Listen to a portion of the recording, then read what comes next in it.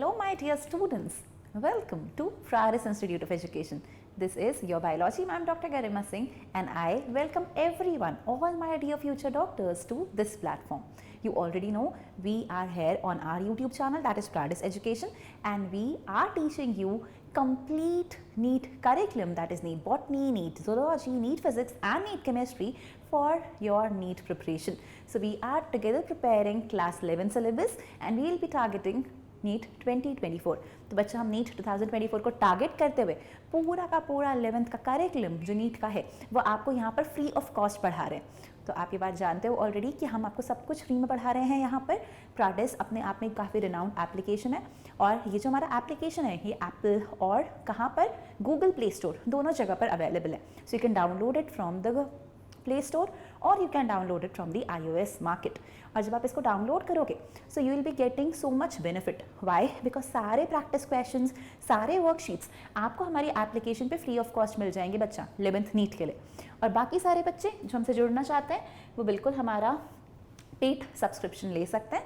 तो हमारा जो ऑफर प्राइस चल रहा है अभी उसके हिसाब से आपको 8,999 में हमारा पूरा का पूरा पैकेज मिल जाएगा, which will be inclusive of all the live classes.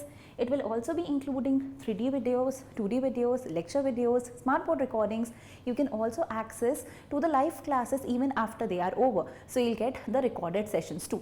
इसके अलावा बच्चा आपको पूरा का पूरा कंटेंट, आपकी सारी बुक का करिकुलम प्लस सारे free solutions, practice sheets, previous year questions, worksheets और पर्सनलाइज्ड डाउट सेशंस भी मिल जाएंगे. तो हम फ्राडिस पे आपको इंटरैक्टिव 1-on-1 क्लासेस प्रोवाइड करते हैं और वो 1-on-1 क्लासेस अपील करने के लिए आपको करना क्या है, आपको हमारा ऑफर प्राइस की हेल्प से अपने आप को एनरोल करा लेना है हमारे साथ. तो जो आप एनरोलमेंट कराओगे इसमें आपको पूरा कंप्लीट ईयर पढ़ाया जाएगा और आपका पूरा सेशन कवर किया जाएगा at a bare minimum price of 8,999 per year. तो ये हमारी ईयरली फीस है बच्चा, ठीक है. So it is providing education at the most affordable price at possible. So that is our only motive. अब चलो अब अपन देखते हैं कि फ़िलहाल हम कर क्या रहे हैं. तो हम कर रहे हैं तैयारी आपकी जीत की, तैयारी कर रहे हैं नीट की. और नीट की तैयारी में आज हम करने वाले हैं हमारे चैप्टर 2 की NCERT के क्वेश्चंस डिस्कस. तो हम डिस्कस करेंगे NCERT एग्जाम्पलर के MCQs because you already know it +4 -1 और हमें +4 चाहिए हर क्वेश्चन में. तो +4 की तैयारी करेंगे, नीट के एग्जाम्पलर के क्वेश्चंस देखेंगे. अब क्योंकि ये चैप्टर बायोलॉजिकल क्लासिफिकेशन है और मैं आपको ये अभी समझा रही हूँ ऑलरेडी कि ऐसा नहीं है केवल कि NCERT ने सिर्फ और सिर्फ क्लास 11th में ये चैप्टर है. क्लास 9th में भी ये चैप्टर था और 9th और 10th फाउंडेशन बिल्डिंग क्लासेस होती हैं. तो वहाँ पर भी इससे रिलेवेंट जितने भी क्वेश्चंस थे हम आज की क्लास में यहाँ पर करेंगे सॉल्व. तो चलो फटाफट से तैयारी कर लेते हैं और देखते हैं कि NCERT एग्जाम्पलर में किस टाइप के क्वेश्चंस हैं. तो एक एक करके हम करते हैं इस चीज़ को स्टार्ट. टाइम टेबल बच्चा आप ऑलरेडी जानते हो, इसी बेसिस पे आपको आपके वीडियोस अवेलेबल कराए जा रहे हैं. चलो स्टार्ट करेंगे आज NCERT एग्जाम्पलर MCQs. चैप्टर का नाम है बायोलॉजिकल क्लासिफिकेशन. चैप्टर बेटा नीट बॉटनी का पार्ट है, ठीक है. तो नीट बॉटनी वाले पोर्शन में आपको इसके क्वेश्चंस देखने को मिलेंगे. चलो देखते हैं फर्स्ट क्वेश्चन क्या कह रहे हैं. The first question is asking us to find out the incorrect sequence, कि इनकरेक्ट स्टेटमेंट यहाँ पर कौन सा है, इनकरेक्ट सेंटेंस कौन सा है, ये हमें बताना है. पहला ऑप्शन है protista includes unicellular eukaryotic organisms. Second है Whittaker considered cell structure, mode and source of nutrition for classifying the organisms in 5 kingdoms. Third है both Monera and Protista may be autotrophic or heterotrophic. और fourth है Monerans have a well-defined nucleus. Monerans have a well-defined nucleus. तो मुझे चौथा sentence पढ़ के बिल्कुल खुशी नहीं हो रही है बच्चा, क्योंकि मैं ऑलरेडी जानती हूँ Monerans are prokaryotic और क्योंकि वो प्रोकैरियोटिक हैं उनके पास वेल डिफाइंड न्यूक्लियस हो ही नहीं सकता. दे हैव अ न्यूक्लियोइड, तो उनके पास न्यूक्लियोइड वाला पोर्शन रहता है. Hence this statement is absolutely wrong. Rest all the 3 statements are correct. Move करते हैं सेकेंड क्वेश्चन पे. Organisms without nucleus and cell organelles belong to. अब मेरी ना निगाहें यहाँ पहली बार में कैसे ढूंढ रही हैं, पहली बार में मैं ढूंढ रही हूँ मोनेरा को, पर मुझे मोनेरा मिला नहीं. तो मुझे दिख रहा है फंजाई, इसमें नहीं होता. प्रोटेस्टा, इसमें नहीं होता. बट यहाँ पर लिखा है साइनोबैक्टीरिया और साइनोबैक्टीरिया यानी ब्लू ग्रीन एल्गे बिलोंग करता है मोनेरा को. नेक्स्ट मुझे क्या दिख रहा है, नेक्स्ट दिख रहा है आर्की बैक्टीरिया. तो आप ये भी जानते हो Archie bacteria, you bacteria belong करता है मोनेरा को. विच मीन्स मेरा वो ऑप्शन सही हो जाएगा जहाँ पर 3 and 4 दोनों लिखे हों. तो लेट अस सी 3 and 4 कहाँ लिखें. 3 and 4 लिखें बच्चा ऑप्शन नंबर बी में. Hence the correct answer is B. चलो मूव करते हैं क्वेश्चन नंबर 3 पे. Which of the following is not a criterion for classification of living organisms, कि इसमें से कौन से क्राइटेरिया को आप कंसिडर नहीं करते हो while you are trying to define living organisms. First option is body design, second is ability to produce their own food, third is having a membrane bound nucleus and cell organelle, and the fourth is height of the plant. So by now you know it कि ऐसे basic morphological features को, vegetative characters को we are not considering, we are considering above 3. तो इसीलिए ये गलत है. चलो, तो ये हमारा सही आंसर हो जाएगा. Who introduced the system of scientific nomenclature of organisms? अब scientific nomenclature ना चैप्टर नंबर 1 में दे रखा है, बट अगेन हमें ये बात मालूम है कि बाइनोमियल नोमेनक्लेचर दिया था कार्लस लीनियस ने. ठीक है, तो कार्लस लीनियस हमारे वो साइंटिस्ट हैं जिनने हमें बाइनोमियल नोमेनक्लेचर यानी कि बायोलॉजिकल नेमिंग ऑफ ऑर्गेनिजम्स बताया था कि किसी भी ऑर्गेनिज्म के नाम को हम 2 में स्प्लिट कर सकते हैं. तो हम क्या कर सकते हैं, हम इस तरीके से लिखते हैं होमो सेपियंस. तो अगर ये हम होमो सेपियंस लिख रहे हैं मतलब कि ये उसके 2 वर्ड का नाम है. जो फर्स्ट वर्ड है ये डिनोट कर रहा है उसके जीनस को, और जो सेकेंड वर्ड होता है बेटा वो डिनोट करता है उसकी स्पीशीज़ को. तो अगर हम ह्यूमन बींग्स की बात करेंगे तो हमारा नाम होमो सेपियंस है, ये हमारा बायोलॉजिकल नेम है. ठीक है, तो ये नेमिंग का तरीका जो है ये हमें बताया था कार्लस लीनियस ने. तो यहाँ से हमने ये भी देख लिया. ठीक है, अब जब इसको लिखते हैं ना तो ऐसे ही लिखा जाता है कि जीनस हमेशा कैपिटल से स्टार्ट होता है, स्पीशीज स्मॉल से ही स्टार्ट होता है, और अगर हैंड रिटन है तो दोनों को सेपरेटली अंडरलाइन भी करते हैं. वहीं पर अगर ये टाइप्ड होते तो ये इटैलिक्स में टाइप्ड होते. ये बेसिक रूल्स हैं नोमेनक्लेचर के. हम चैप्टर 1 पढ़ेंगे जब द लिविंग वर्ल्ड, तब हम इसको भी डिस्कस करेंगे. ठीक है, तब हम इसे भी डिस्कस करेंगे. फिलहाल क्या देखा हमने, ये कार्लस लीनियस ने हमें साइंटिफिक नोमेनक्लेचर बताया था. ऐसे ही देखो एक और क्वेश्चन है. The book Systema Naturae was written by. The book Systema Naturae was written by. अब अगेन हमें इसके बारे में तो यहाँ नहीं बताया है, इसके बारे में यहाँ नहीं बताया है, बट क्लास 9th में पढ़ा दिया था बच्चों. क्लास 9th में पढ़ा दिया था. क्लास 9th में एक चैप्टर था diversity in the living world. क्योंकि हम कोविड के बैच के हैं तो हमें वो चैप्टर एक्सक्लूडेड था, एलिमिनेटेड था, इसीलिए ये चीज़ हमने वहाँ नहीं पढ़ी. बट अगेन हमारी ड्यूटी बनती है ये कि बायोलॉजिकल क्लासिफिकेशन से रिलेटेड क्वेश्चन है तो हम इसे डिस्कस करें, इसीलिए क्वेश्चन आपको यहाँ दिख रहा है. अब ये सिस्टेमा नेचुरा बुक है ना, इसको लिखने वाले इंसान भी थे आपके लीनियस. तो लीनियस की ही बुक है बेटा ये, जिसका नाम है सिस्टेमा नेचुरे. इसमें इन्हें हमें अलग अलग स्पीशीज़ के बारे में बता रखा है.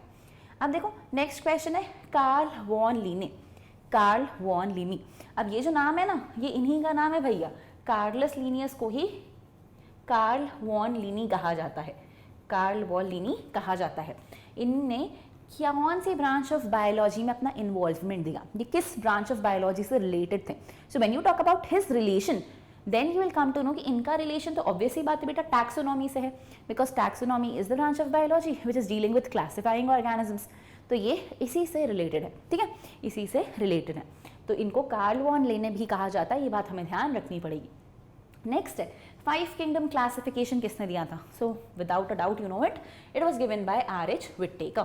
नेक्स्ट क्वेश्चन है well defined nucleus is absent in. कि इनमें से किस में वेल डिफाइंड न्यूक्लियस नहीं होगा, नहीं होगा.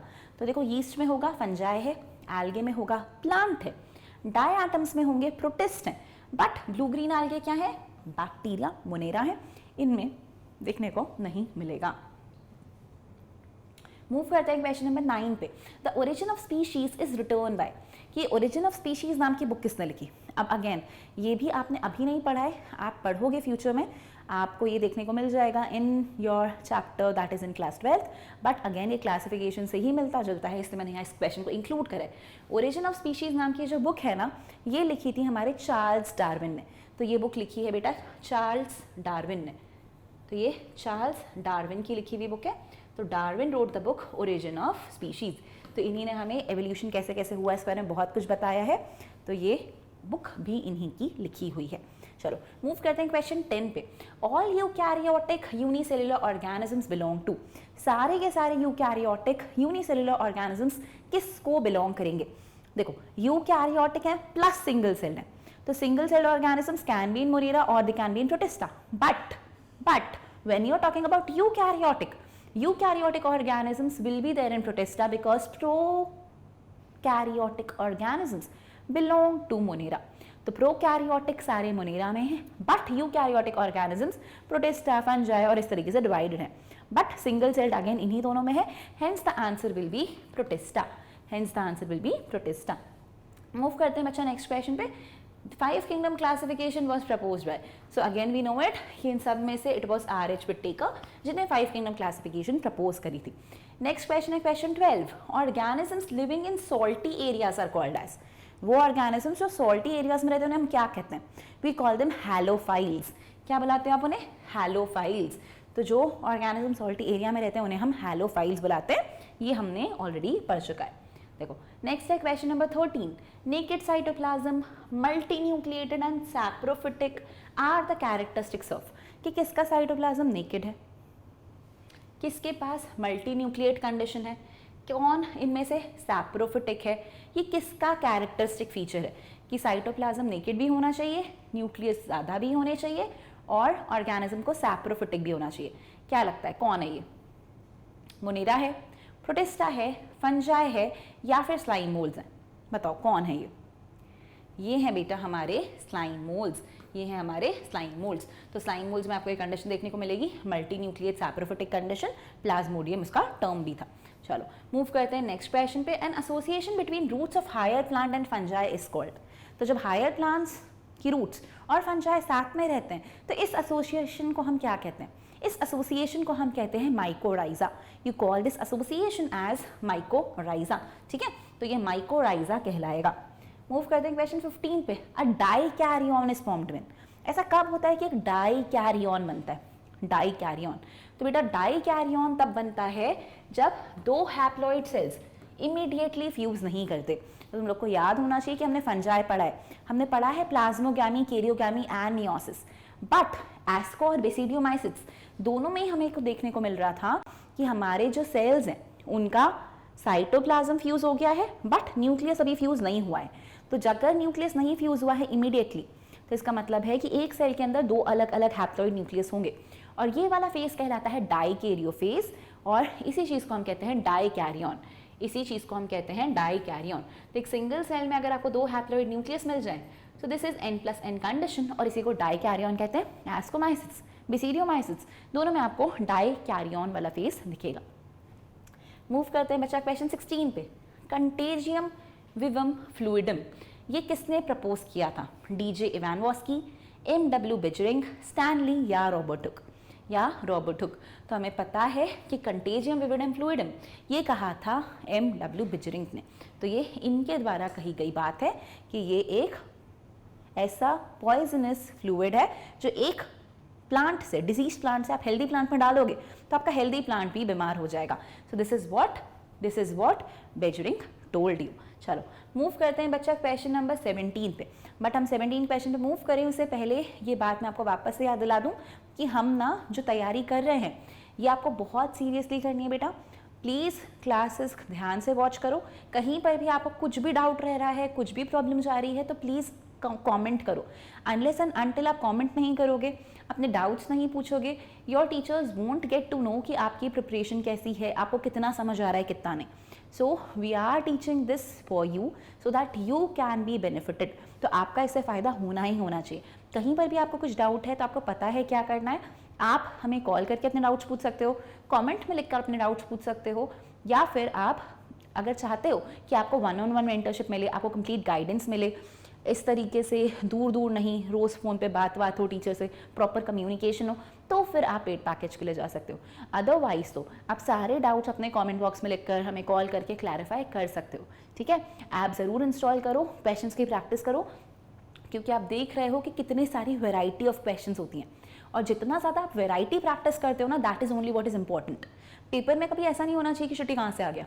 पेपर में ऐसा होना चाहिए कि हमने हर टाइप का क्वेश्चन कर रखा है, तो हमें क्वेश्चन पढ़ने में टाइम नहीं लगेगा, क्वेश्चन समझने में टाइम नहीं लगेगा और हमें सही और गलत आंसर के बीच का डिफरेंस पता होगा. हम कंफ्यूज नहीं होंगे, क्योंकि अगर हम कंफ्यूज हुए, सोचने बैठे तो हमारा टाइम जाएगा. टाइम इज़ द मेन की. जितना टाइम आप बॉटनी ज़ूओ में सेव करोगे बच्चा, उतना अच्छे से आप टाइम फिजिक्स और केमिस्ट्री को दे पाओगे, उतना ज़्यादा आपकी रैंक इंप्रूव होगी.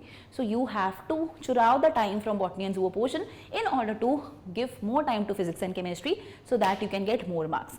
तो ये बेसिक फंडा अपना क्लियर रखो कि बॉटनी जूलॉजी हमें इतना अच्छे से आ जाना चाहिए, इतने क्वेश्चंस प्रैक्टिस कर लिए होने चाहिए कि कोई भी क्वेश्चन वहाँ ऐसा ना लगे कि भाई ये कहाँ से पूछा है. So we should be very well versed. पूरी एनसीईआरटी हमारे टिप्स पे हो. ठीक है, एकदम हमें टंग पे पढ़ा हो कि क्या पूछा है, बिल्कुल दिमाग पे एक्स्ट्रा जोर ना डालना पड़े. चलो इसी खुशी में अब देख लेते हैं माइकोबायोन्ट और फाइकोबायोन्ट के एसोसिएशन को क्या कहते हैं। तो क्वेश्चन 17 पूछ रहा है association between mycobiont and phycobiont are found in. तो माइकोबायोन्ट और फाइकोबायोन्ट क्या होता है? देखो भाई, माइकोबायोन्ट्स होते हैं आपके फंजाई, फाइकोबायोन्ट्स होते हैं आपके एल्गे, और इनके एसोसिएशन को हम क्या कहते हैं? इनके एसोसिएशन को बेटा हम कहते हैं लाइकेंस। इनके एसोसिएशन को हम लाइकेंस कहते हैं। तो लाइकेंस है जब एक माइकोबायोन्ट यानी कि फंजाई एक फाइकोबायोन्ट यानी कि एक एल्गे के साथ रहता है। इसमें एल्गे क्या करता है? Food preparation. फंजाई क्या करता है? शेल्टर प्रोवाइड करता है, वाटर और मिनरल्स ला के देता है। तो ये एक काफ़ी क्लोज रिलेशनशिप है, दोनों एक दूसरे की सिम्बायोटिकली हेल्प कर रहे हैं। चलो मूव करते हैं क्वेश्चन 18 पे। Difference between virus and viroid is, कि वायरस और वायरॉइड के बीच में एग्जैक्टली क्या डिफरेंस है? कि प्रोटीन का कोट नहीं होता वायरॉइड में बट वायरस में प्रेजेंट होता है। लो मॉलिक्यूलर वेट का आरएनए होता है वायरस में बट वायरॉइड में एब्सेंट होता है। दोनों ए एंड बी या नन ऑफ द अबव। तो देखो अगेन मैं तुम्हें याद दिला दूँ, मैंने लास्ट क्लास में ही पढ़ा था वायरॉइड। वायरॉइड में सिर्फ हमारे पास एक सिंगल स्ट्रैंडेड आरएनए प्रेजेंट है, वो भी एक लो मॉलिक्यूलर वेट का। और वहीं जब हम वायरस की बात करते हैं, सो वायरस के पास अगर आरएनए है तो वो कैसा है? हैवी है, ज़्यादा उसका मॉलिक्यूलर वेट है, प्लस उसके बाहर बेटा एक प्रोटीन कोट है, यानी कि कैप्सिड है।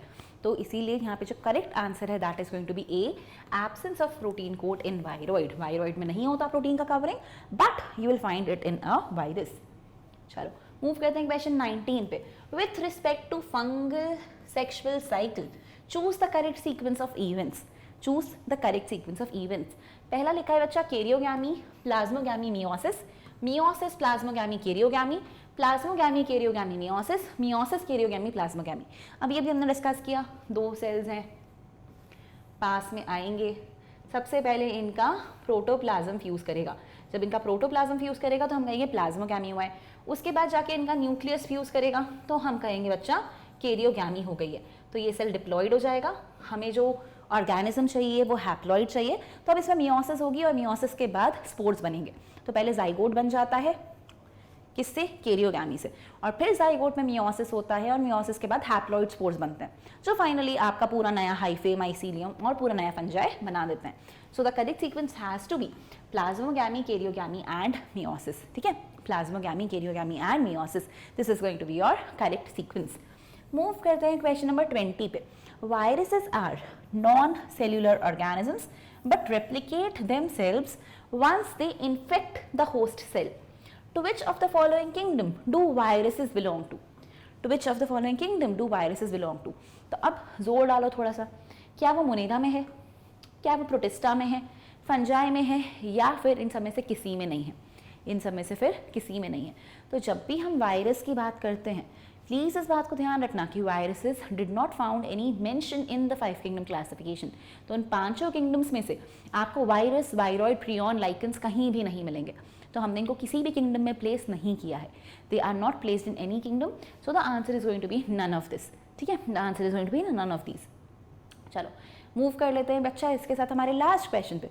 और जो हमारा लास्ट क्वेश्चन है वो हमसे पूछ रहा है कि members of phycomycetes are found in. Phycomycetes के मेंबर्स कहाँ पर मिलेंगे आपको? एक्वाटिक हैबिटेट में, डिकेइंग वुड में, मॉइस्ट एंड डैम्प प्लेसेस में, या फिर प्लांट्स के ऊपर ऑब्लिगेट पैरासाइट्स की तरह। तो अगेन हमको तो ये चीज़ मालूम है कि ये सभी जगह मिल सकते हैं, सभी जगह मिल सकते हैं। So the answer has to be all of these, the answer has to be all of these. तो एक्वाटिक हैबिटेट्स में, डिकेइंग वुड में, मॉइस्ट प्लेसेस में, ऑब्लिगेट पैरासाइट्स की तरह सब जगह पर you will be finding members of phycomycetes, you will be finding members of phycomycetes. तो ये है बच्चा हमारा पूरे के पूरे questions which were given in NCERT exemplar. तो हमने एनसीईआरटी एग्जाम्पलर के क्वेश्चंस भी डिस्कस कर लिए। तो आपने देखा हमने कितनी इजीली और कितनी स्मूथली सबसे पहले कवर किया अबाउट द जनरल क्लासिफिकेशन, फिर हमने किंगडम मोनेरा और उसके क्वेश्चंस देखें, किंगडम प्रोटिस्टा और उसके क्वेश्चंस देखें, किंगडम फंजाई और उसके क्वेश्चंस देखें, फिर हमने वायरस, वायरॉइड्स और प्रियॉन्स के क्वेश्चन देखे थे। और आज की क्लास में हमने सबके कंपाइल्ड अप क्वेश्चंस देखे जितने भी हमारे 11th के एग्जाम्पलर में और 9th के एग्जाम्पलर में से रेलिवेंट थे। अब हम जो नेक्स्ट क्लास में स्टार्ट करेंगे that is going to be chapter number 3, that is plant kingdom. तो again plant kingdom is a chapter from NEET botany. तो हम नीट बॉटनी का चैप्टर प्लांट किंगडम स्टार्ट करेंगे and in plant kingdom we will be learning about basic classification के बारे में, वहाँ पे कुछ चीज़ें हैं, we learn that and then we will be learning with the various divisions. तो हम एल्गे, ब्रायोफाइट्स, टेरिडोफाइट्स, जिम्नोस्पर्म्स और एंजियोस्पर्म्स को पढ़ेंगे in the plant kingdom and we will be also understanding about life cycles. So we'll be learning about haplontic, diplontic and haplodiplontic life cycles. So we have all this coming ahead. ठीक है, तो आप सबके लिए ये सब चीज़ें इंतज़ार कर रही हैं. So please do not forget to like, share and subscribe to our channel so that you don't miss on any notifications, you don't miss on any lectures, because you know कि हमें लापरवाही नहीं करनी है. We don't want any break. हमारी पढ़ाई काफ़ी smoothly ऐसे छोटा छोटा करके कब कंप्लीट हो जाएगी, आप कितने अच्छे से पूरा सिलेबस कंप्लीट कर जाओगे आपको पता भी नहीं चलेगा. एंड सिलेबस कंप्लीट भी होगा और मार्क्स भी आप स्कोर करोगे. This is our guarantee. तो मैं आपको ये चीज़ गारंटी के साथ कह रही हूँ, अगर आप ईमानदारी से ढंग से पूरी एनसीईआरटी को जिस तरीके से मैं आपको पढ़ा रही हूँ, जैसे क्वेश्चन सॉल्व करा रही हूँ, अगर आप मेरे साथ करते हो so no one can stop you from getting 360 on 360 in biology. So please be attentive, be punctual, be regular and obviously do share it with your friends also, because we are providing education, we wanted to reach as many as people as possible because it is absolutely free of cost. ठीक है, तो जो बच्चे afford नहीं कर सकते हैं हमारा सब्सक्रिप्शन वगैरह लेना, वो बिल्कुल हमसे फ्री में पढ़ें और अपने सारे डाउट्स वगैरह भी हमसे क्लैरिफाई कराएं. ऐसा कभी नहीं होगा बच्चा कि आपको कोई डाउट है और उसके लिए आपको रिस्पॉन्स नहीं मिलेगा. So at our platform you are our priority. तो हम आपके हर डाउट को इंडिविजुअल अटेंशन देने की कोशिश करेंगे. So please for that get our channel subscribed, and apart from getting our channel subscribed, do download the application because practice questions तो वही है ना, practice questions और फिर टेस्ट शीट्स जो होंगी, जैसे ही चैप्टर्स खत्म होते जाएंगे आपके कंबाइंड टेस्ट होंगे, सब कुछ ऐप पे होगा. तो इसीलिए ऐप डाउनलोड कर लो, बाकी किसी चीज़ की फिर चिंता नहीं करनी पड़ेगी. ठीक है, सो अभी हमने नीट बॉटनी के ही 2 चैप्टर्स पढ़े हैं. एक था हमारा सेल जो है chapter number 8 from your curriculum. दूसरा हमने पढ़ा है chapter number 2 that is biological classification. From the next lecture onwards we'll be moving on to plant kingdom and we'll be starting with chapter number 3.